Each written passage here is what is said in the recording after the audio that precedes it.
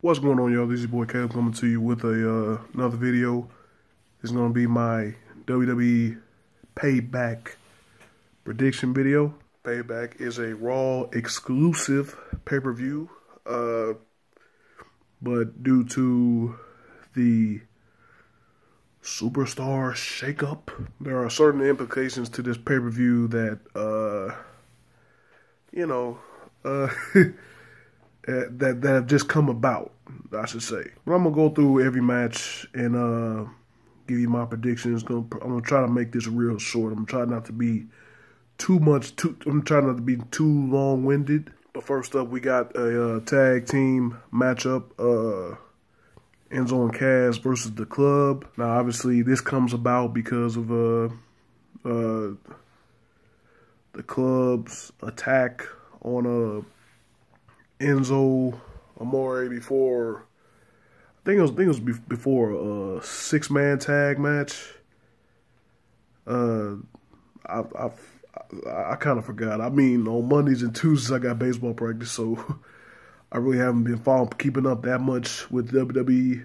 I mean, like I said, I watched the match. I forgot who was in it. No, I think it was I think it was Cass and Seth Rollins, and I think a partner of theirs versus the Club and Samoa Joe. Yeah, that's exactly what it was, because Finn Balor comes out as their tag team partner. It was Balor, Rollins, and Cass versus the Club and Samoa Joe. But yeah, the Club ambushed Enzo Amore, took him out. So I guess that's why this match has come about. I'm also guessing this comes about as basically the #1 contendership for the Raw tag team titles. Obviously, the Club were tag team champions. They have been Raw tag team champions before. They beat Sheamus and Cesaro for the tag titles. Was that? It wasn't back at Royal Rumble. It was back before WrestleMania, because they walked in as a champion. So I forgot. Like I said, my WWE memory has been shot the last few weeks. But yeah, I think this is the moment for Enzo and Cass. Obviously, I believe they were supposed to be champions coming out of WrestleMania, but if it wasn't for the shocking and very needed very needed return of the Hardy Boys, broken the knot. Yeah. That's the biggest story of the WrestleMania. Hardy Boys returned, and they won the tag titles at WrestleMania in a fatal 4-way ladder match. Yeah, if it wasn't for that, I think Enzo and Cass would be the tag champions. And now with the revival. Now with the revival being here, coming up from NXT, and all the hype and push they're getting, obviously, was that Dash Wilder had has the broken jaw now, so they're out they're going to be out for maybe a month or so. But when they get back, I'm pretty sure that's the team on the agenda for like the Raw creative team to be as the next tag team champions, as they're probably going to dethrone the Hardys at like SummerSlam or something. Yeah, man, I really hate this for Enzo and Cass, because I was really looking forward to seeing them with the tag title, seeing what creative would do with them. But like I said, the Hardys have returned, and all the prestige, especially not only what they've done with WWE, before, but with what they've done in other promotions, TNA, Ring of Honor, and all that, the Expedition of Gold. But yeah, I think Enzo and Cass will get the victory here over the Club. Like I said, they might be the next contenders to the tag titles, or I don't know, they might have the Club do it again, and then I just don't like I just wouldn't like the Hardy Boys going through two teams that have already been tag team champions. Maybe give Enzo and Cass a shot. I mean, I really hate the Enzo Cassidy. They've never been tag champions. Not even in NXT. And they had a lot of shots in NXT. But yeah, I think Enzo and Cass will get this victory on the pre-show. And that's all I gotta say about this one.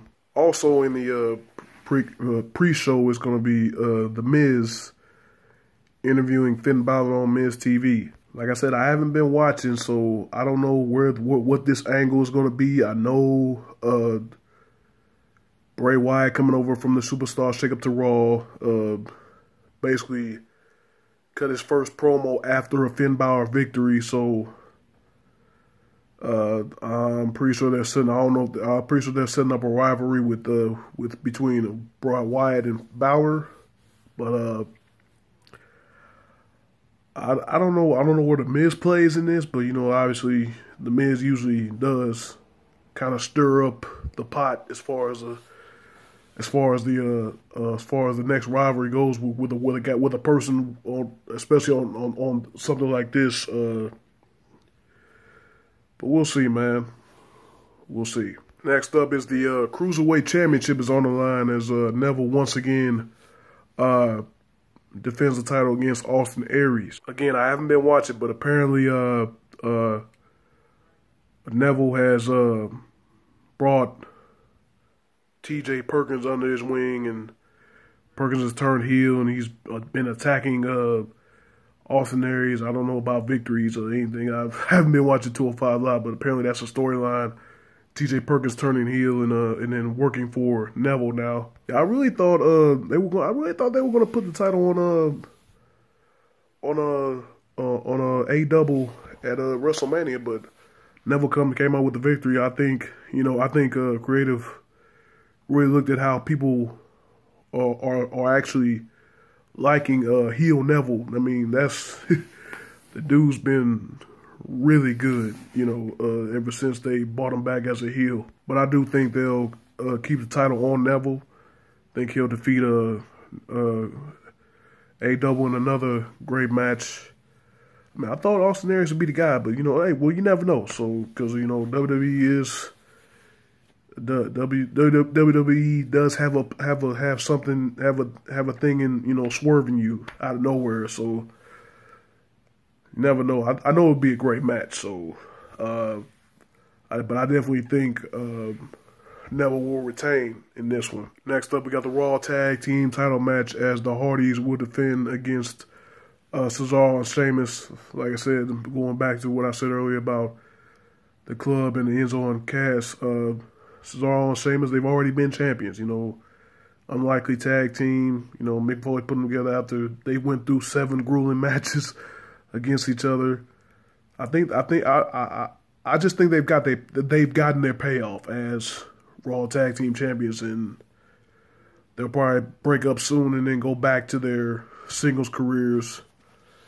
The Hardys, like I said, man, I mean, just a magical moment, man.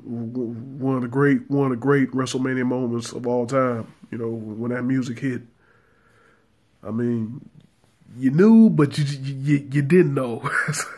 That's all I gotta say about that. I think the Hardys will retain here, and like I said, they'll probably go through another tag team or two until they get to the Revival.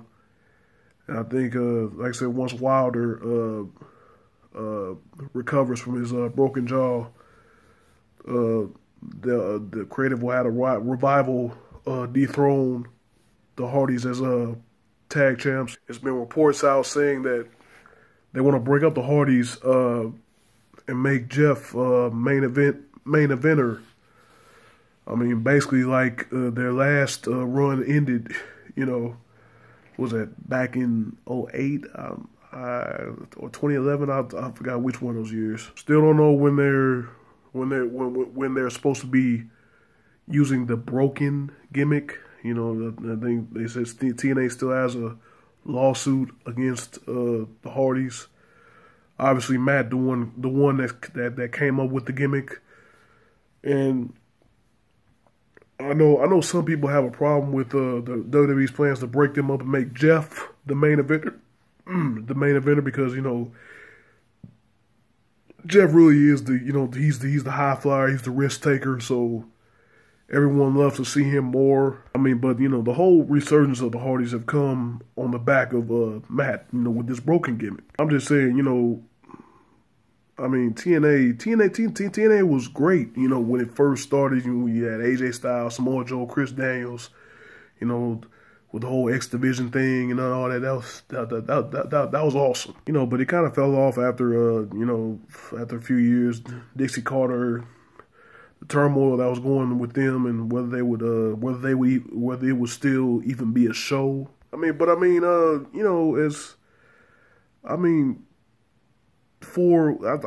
know how long, like for 4 weeks, maybe longer than that,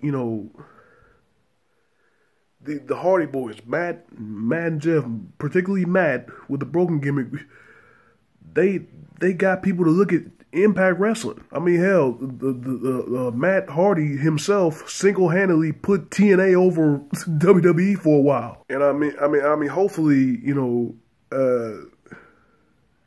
if they do decide to put, if they do decide to split them up and put them on different shows and make Jeff a main eventer, I would hope that you would make Matt as a main eventer as well. Maybe a mid-carder, but hopefully with a broken gimmick. I mean, he deserves that, man. I don't want them to put him back in the V1 gimmick or anything close to that.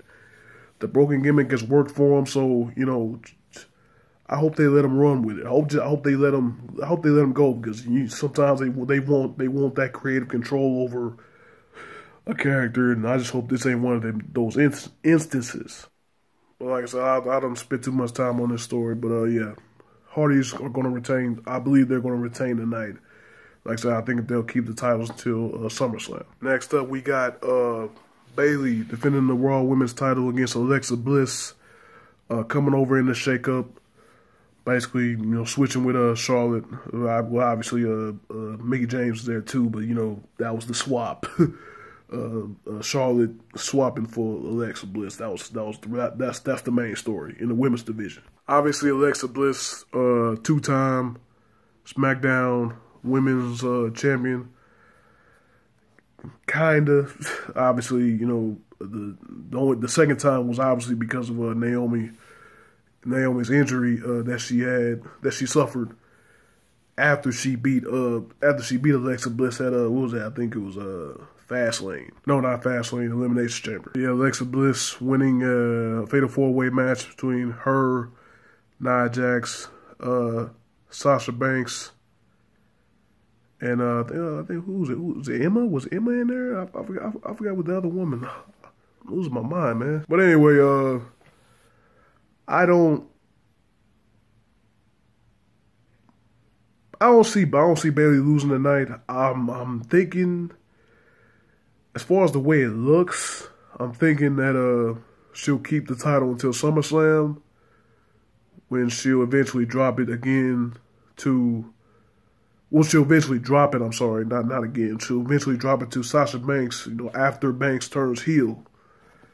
I mean, because it was all set up for the heel turn by Sasha before on a night after on the night of the shakeup before Alexa Bliss music hits.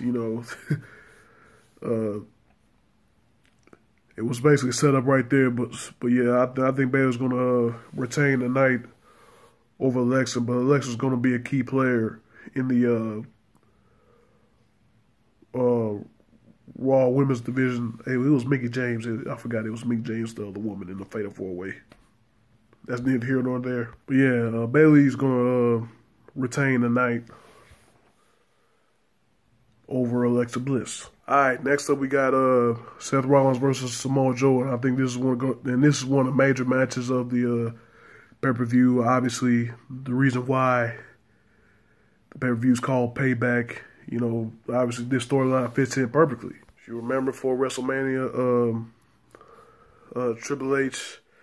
Well, it was after the Royal Rumble. Now, Monday Night Raw, after the Royal Rumble, Triple H comes out, calls out Seth Rollins, and after Rollins interrupted NXT TakeOver San Antonio that night to call out Triple H. Yeah, Triple H calling out Seth. Seth comes down to the ring, and then Samoa Joe attacks him out of nowhere, making his Monday Night Raw debut. And then as he beats down Rollins, and as Samoa Joe is finishing Rollins and putting him in a coquina clutch, Rollins' right knee buckles, he gets injured, sprained his MCL, and he damn near almost missed WrestleMania. But obviously, you know the story by now. Rollins goes on to slay the King and beat Triple H at WrestleMania, and now this unfinished business he has with Joe. I believe basically Seth Rollins is gonna be Samoa Joe tonight. Oh my gosh! Yo, I'm watching the Wizards and Boston Celtics games. Isaiah Thomas, he just got his tooth knocked out. Oh my god! Anyway, I believe Seth Rollins is gonna get the victory tonight. Like I said, obviously because it's called Payback, and yeah. Seth Rollins gonna get the victory. All right, next up is SmackDown's United States Championship on the line as Kevin Owens defends against Chris Jericho. Now this was the other match. This was one of the matches. I'm sorry, affected by the Superstar Shakeup. Like I said, like I said, second Raw after WrestleMania. Well, the first Raw after WrestleMania, Vince McMahon comes on and says there will be a Superstar Shakeup. Then the next Raw actually starts out with The Miz, you know, like I said, come from SmackDown, and then the Intercontinental Champion Dean Ambrose also comes out making his debut on Raw. So, in a move that could only be reminiscent of the move that was made in 2000 and what was that? 2004? I think it was 2004, July 2004. Like after the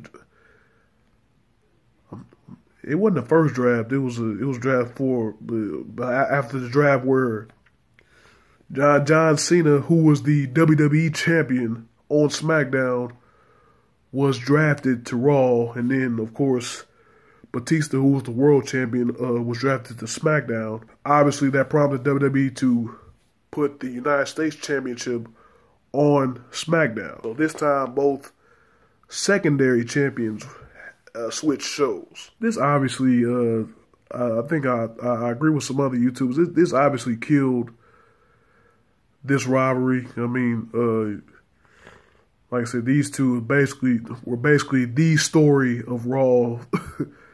The past 6 months. Obviously, it started off with them being best friends, and you know, Owens being the Universal Champion, and Jericho helping Owens retain the championship over guys such as Seth Rollins and Roman Reigns and all that. But obviously, it all turned like we all knew it would at the Festival of Friendship when. Well, actually, it was a couple weeks before that when Goldberg challenged Kevin Owens to a championship match, and Jericho accepted on Owens' behalf. Behalf. Then it all imploded at the Festival of Friendship, La Fiesta de Amigos, when Owens attacked Chris Jericho. Gave him a power bomb to the apron of the ring, and basically ended their friendship. And then obviously, you know what happens at Fastlane.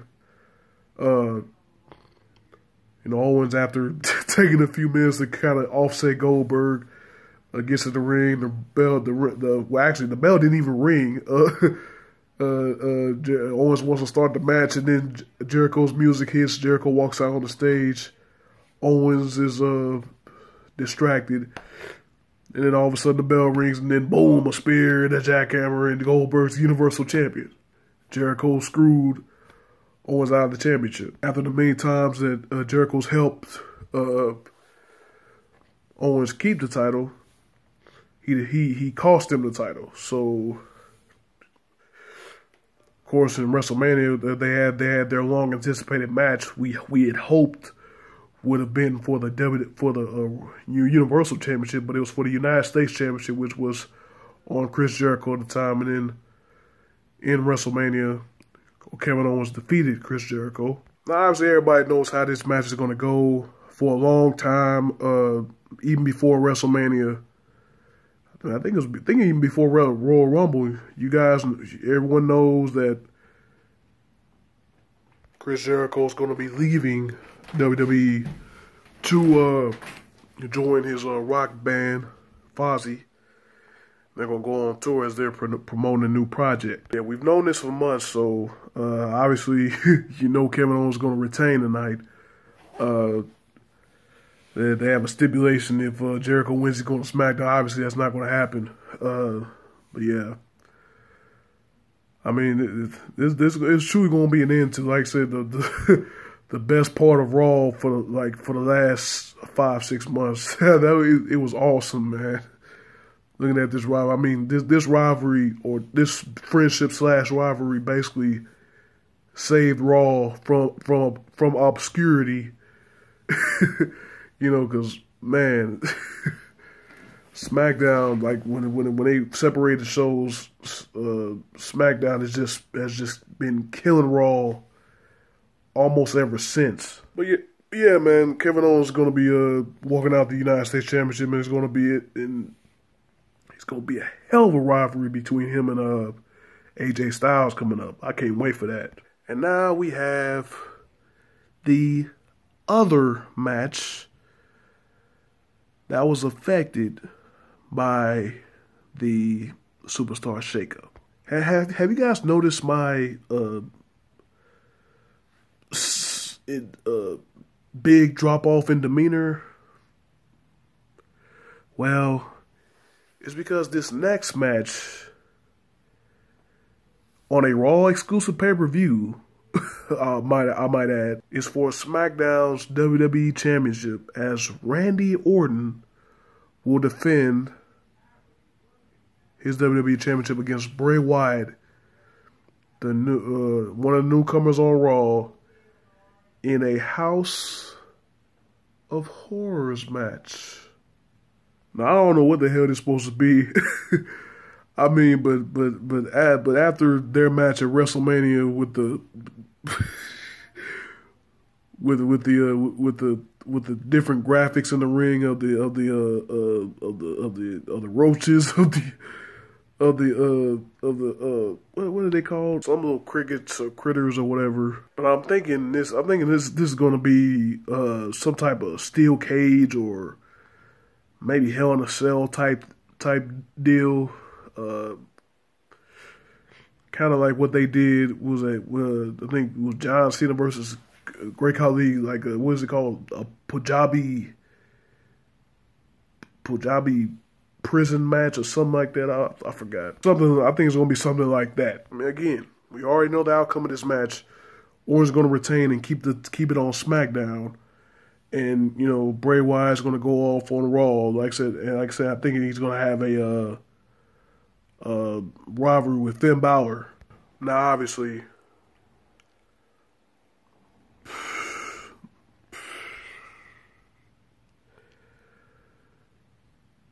I can't even talk, man. You basically have both SmackDown titles being defended on a Raw pay-per-view. Like I said, one because the United States Championship was previously on Raw. I can see that.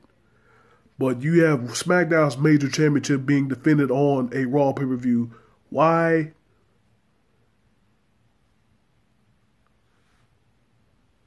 Because the damn Raw champion is a part-timer. I don't know why. I don't know why. I don't know who. I mean, I understand that Brock Lesnar is a big draw. I do. You know, former UFC heavyweight champion, you know, what 5-time world champion. Forgot how many times he's won it. Yeah. I mean, you know, I understand the draw. You know, yeah. Brock Lesnar equals big bucks. I get it. I mean, but for him to be a major champion and not show up on only one Raw, since I mean I know he's a part-time, I know he doesn't want to be on the road all that much and all that. Why not have him win the title at WrestleMania and then vacate it, you know, and then vacate it? I mean, I just don't understand how. I really didn't like the whole Goldberg as world champion gimmick. I damn sure don't like this, especially with how they're supposed to be using Lesnar. You basically have a Raw World title on a guy who's only going to be making about, what, 2 or 3 appearances the whole damn wrestling year until next year's WrestleMania. I believe the world champion should be on every show. If he's not in the match, he needs to be cutting a promo, whether he comes out or whether he has a pre-recorded promo or something. The world champion needs to be on. Your world champion needs to be on your show every week in some form of capacity, unless he's injured. Not because he's a damn part-timer. I seriously don't like this, man. I really don't. I really don't. Obviously, like I said, obviously Orton's gonna retain here. I'm just saying there's just no reason for this match at all, because Raw's world champion should be on this show defending. But, you know, it is what it is, I guess. I'm going to stop here because I got a lot more to say about this. I just don't want to spend time in this video. I'm already way past due anyway. And then we have what I guess should be the main event of the show. Roman Reigns versus Braun Strowman. Speaking of the Raw World Championship, the Universal Championship, WWE is making it clear that these two guys are going to be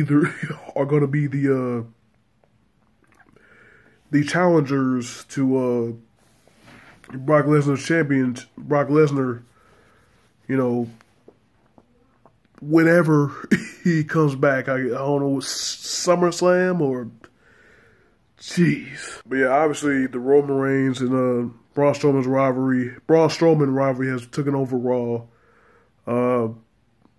Again, Roman Reigns, already the most hated man in WWE, became even more of the most hated man in WWE after his victory over The Undertaker at WrestleMania 33, you know, presumably The Undertaker's last match. The second Raw after WrestleMania, Reigns is doing an interview with Michael Cole, and then out of nowhere, Strowman attacks Roman Reigns, brutally beats him down in the back, shoves one of those carts that carry all the stuff in them into Reigns, as Reigns is sitting on as Reigns is on the wall hurt. And obviously the moment everyone's seen, they put after that moment they put Reigns on a stretcher and they're wheeling him off to the ambulance when Braun Strowman comes out of nowhere, takes he takes control of the stretcher